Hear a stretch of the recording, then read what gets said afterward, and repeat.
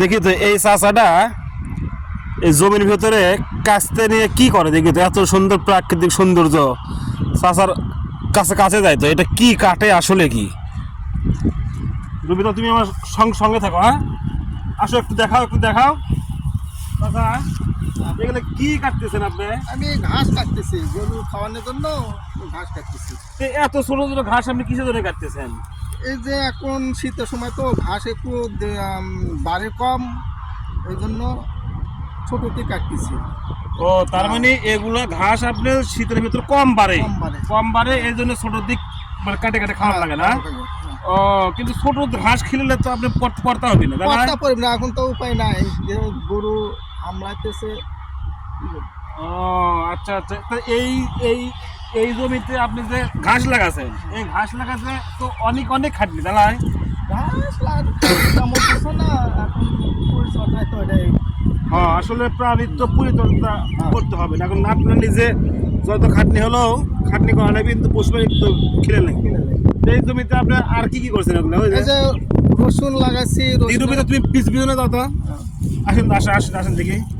আমরা তুমি ওই দিকে যাও দেখি, যাও কি পিছনে ও এগুলো লাগাচ্ছেন রসুন না?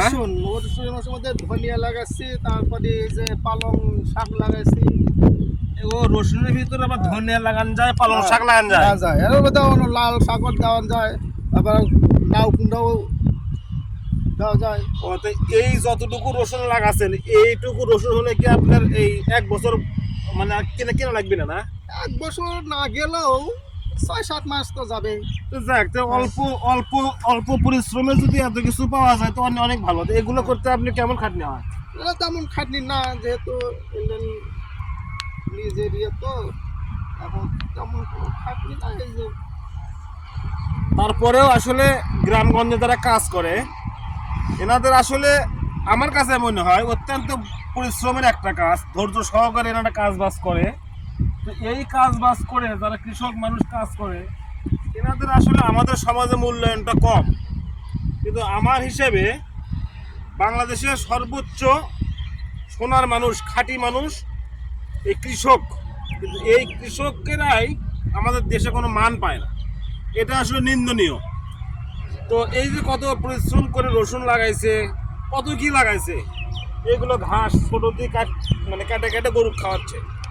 এই গরু লালন পালন করে আমাদের মতো আপনাদের মতো মানুষের পেটে আবার যাবে। তো আমি আশা করব এই কৃষকদের উপর আমরা সবাই সুদৃষ্টি দেব, কৃষকদের সঙ্গে সদ আচরণ করব। আসলে এরাই সোনার মানুষ। তো ভিডিওটা যদি ভালো লাগে থাকে অবশ্যই লাইক কমেন্ট করে পাশে থাকবেন আর কমেন্ট বক্সে জানাবেন আপনাদের মতামত।